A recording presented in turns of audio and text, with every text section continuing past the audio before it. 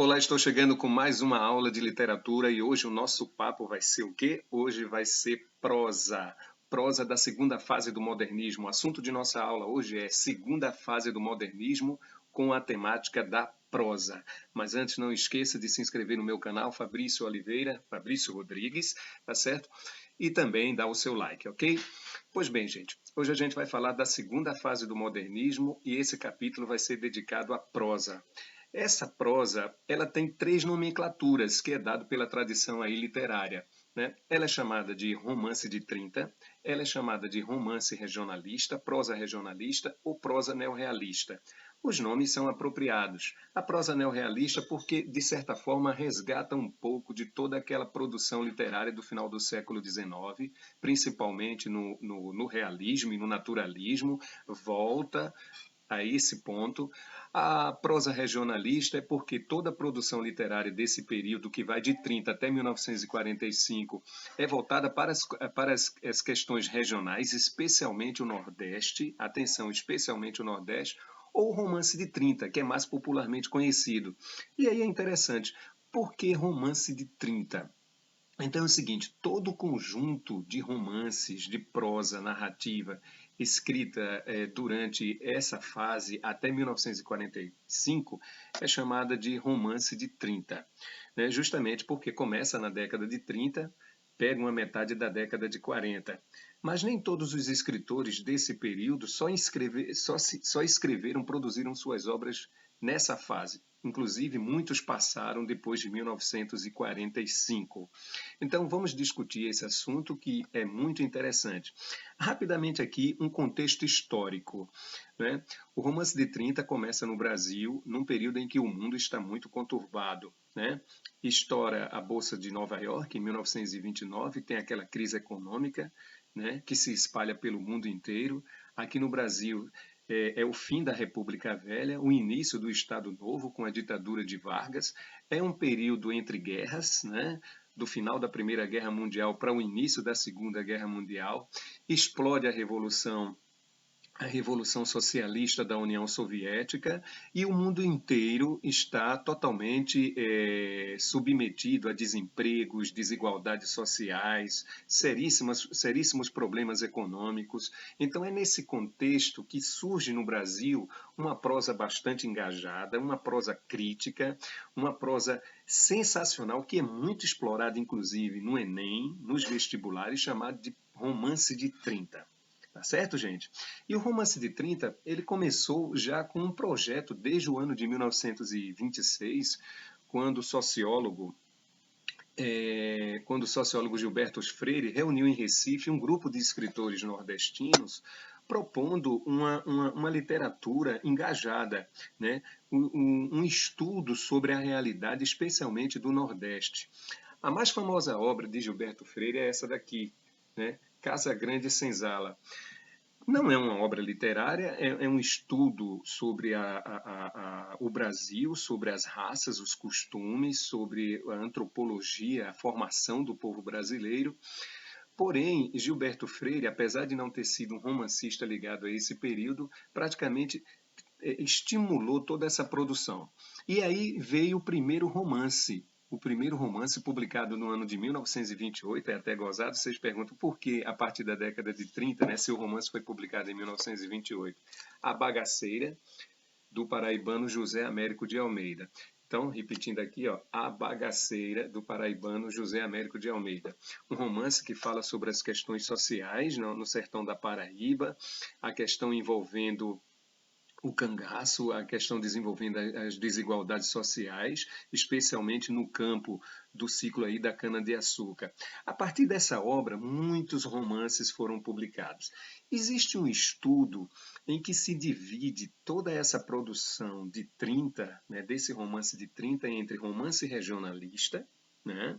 No caso, os romances nordestinos, que são os que mais se cobram em vestibular, a prosa intimista, né? E a prosa urbana, né? Por uma questão didática e até por uma questão mesmo de olhar como foco o Enem, tá? Nós vamos ficar aqui no romance regionalista, ou melhor, aquele que foca o Nordeste como principal espaço geográfico para ser estudado.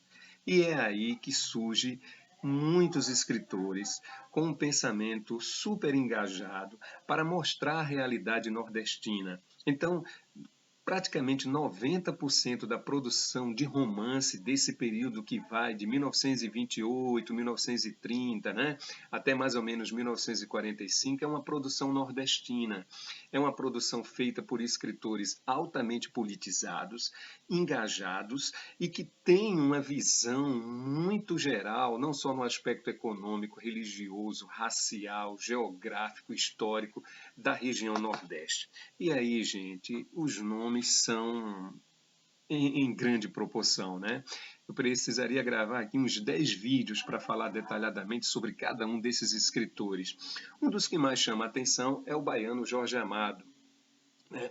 Jorge Amado escreveu Cacau, que é uma das obras impressionantes que fala sobre a questão das desigualdades sociais nas fazendas de cacau no interior da Bahia. Ele representou a Bahia na sua produção literária, apesar dele não ter apenas escrito sobre as questões do interior da Bahia, falou também sobre a zona urbana, com o romance Capitães da Areia, que é esse romance aqui, talvez um dos romances mais importantes de Jorge Amado, um dos mais difundidos e pedidos no vestibular, tá certo? Então, Jorge Amado foi aquele escritor que representou, né, a voz da Bahia, mostrando não só os problemas da zona urbana, mas também mostrando os problemas voltados para o interior, né, o sertão, o sul da Bahia, principalmente na região de Ilhéus e Itapuna. Tivemos também o escritor José Lins do Rego, um dos principais representantes desse período da Paraíba, famoso por ter escrito Fogo Morto, Menino do Engenho, Caetés, né?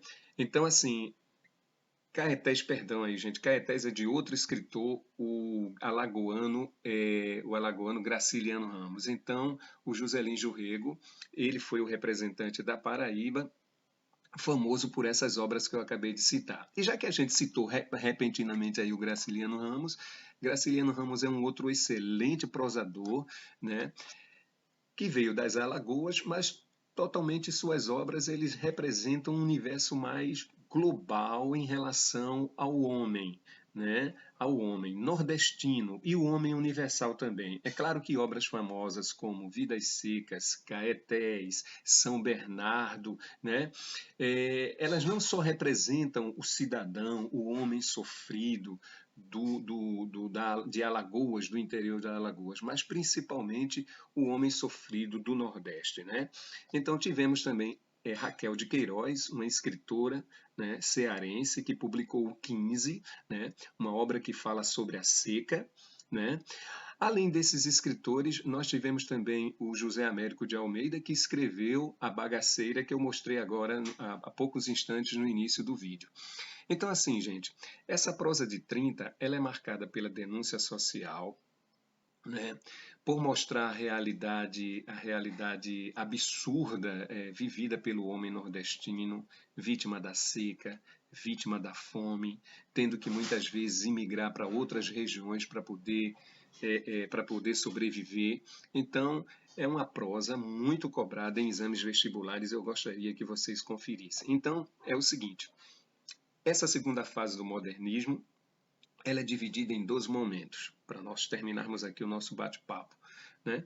A prosa, né, que é chamada aí prosa de 30, ok? E a poesia, que isso aí é papo para uma outra aula, para uma outra discussão aqui, tá certo? Então, houve um amadurecimento muito forte nesse período da literatura brasileira em relação à primeira fase, aquela que começou lá em 1922 e foi até mais ou menos 1930. Tá bom, gente? Então, se você gostou desse vídeo, dê o seu like, faça seus comentários. Então, a próxima aula sobre o modernismo vai ser a poesia, onde a gente vai falar do Drummond, do Vinícius. Ok, galera? Um abraço.